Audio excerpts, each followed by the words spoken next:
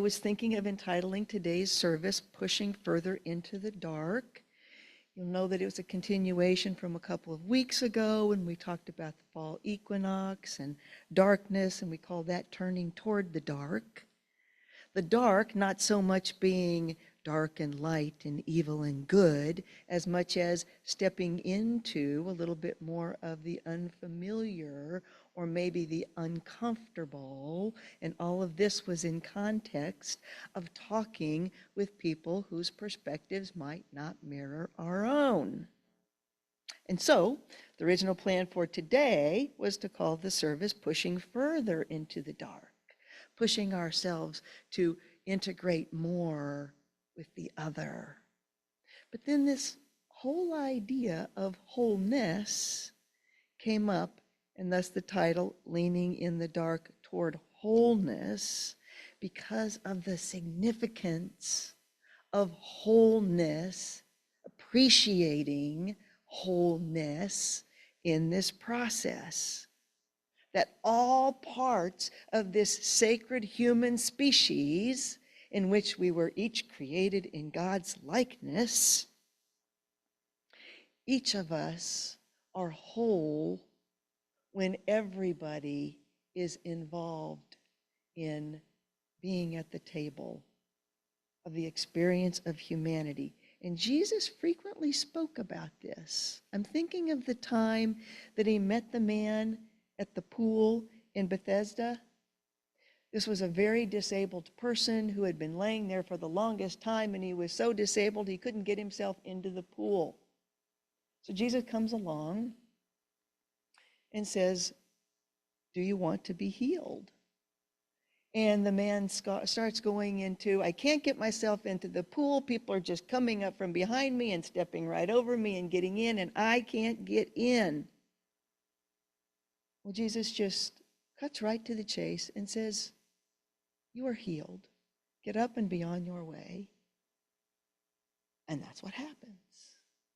And then a little later in the day, Jesus bumps into this man at the temple and says, "I see that you are well now.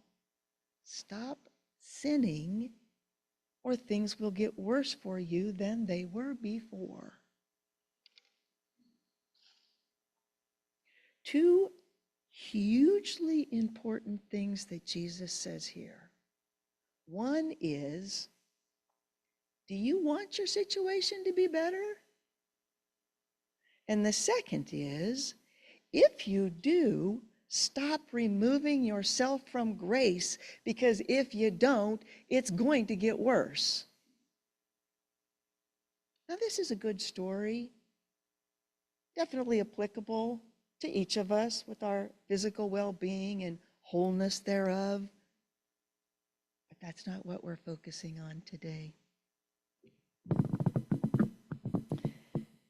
This story is a great metaphor for us as the body of the United States of Americans.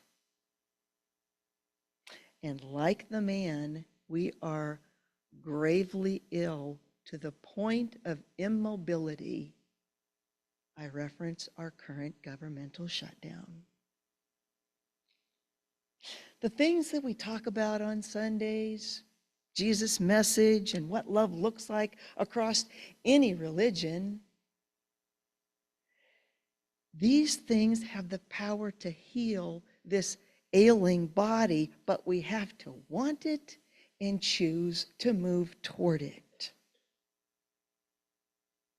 Do you remember during the service a couple weeks ago, leaning into the darkness, I asked you a question, a pointed question. Do you really believe that engaging in discourse with people who think differently, that it has the potential to make this better? Do you really believe it? I have another question for you today, just as pointed. This one comes from Jesus. Do you really want this body of ours to be healed? Now notice the question isn't, do you really want your perspective to have the upper hand? That's not it. Do you really wish for healing and wholeness in this country? Also keep in mind that when I say wholeness, I'm not talking about perfection, and I'm not even talking about unity of thinking. It's not about that necessarily. Jesus never talked about a goal of flawlessness. But what he does say is stop doing what is making you sick, or my beloveds, it will get worse. And it is, isn't it? Each of us have a role to play in how sick our American body is and the choices that we make toward its wholeness. Jane Goodall, rest in peace, said it well. What you do makes a difference, and you have to decide what kind of difference you are going to make. Each of us, sorry, so distracting, but it's like maybe that's too low. Each of us includes one Sean Penn. We all know who Sean is. He has an idea about what to do to make a difference.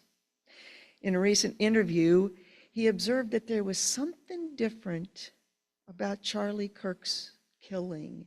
There have been several people killed like that, as we know, in the last months. A little bit different with Charlie, because he calls Charlie, well, you see, he observes that Charlie wasn't a salesman, that Charlie really believed what he talked about.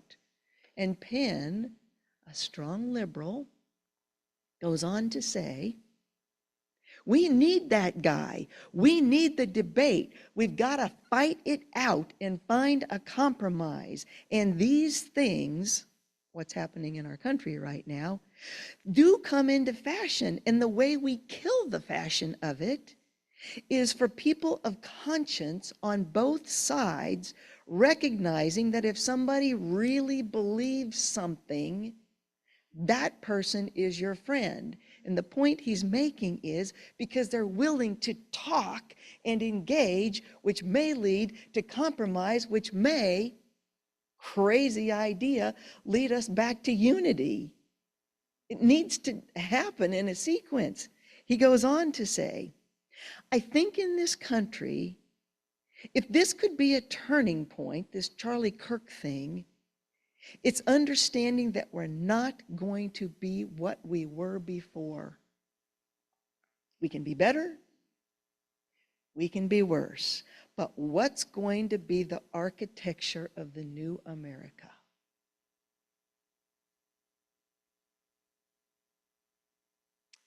We won't be what we were before. Well, I don't know about you. I've heard many people say, it cycles. This is part of history, it happens. Fair enough, I'm sure that's true, and they're smarter than me. But I can tell you that it feels these days like we're in uncharted territory. And each of us has to decide what difference, if any, we are going to make. There are public ways to do this.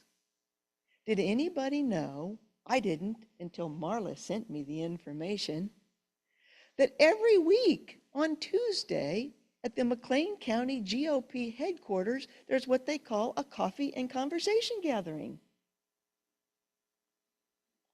Huh? How about we make a group? I'm not kidding, you'll be hearing about it more. It's these kinds of things. It's these kinds of things.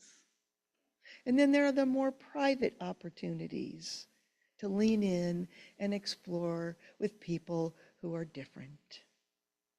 To explore and exchange and hopefully expand and maybe even excel in this process of healing this ailing body. I promise today, and I'm going to keep that promise, to not yammer on and on, because I want this to be today a chorus of voices. I want us to share the wisdoms that we have gathered through conversations maybe that we've had recently, since the invitation 2 weeks ago, or in the past, or impressions that you have about today's reflection. I want us to hear each other's voices because it's so important these days.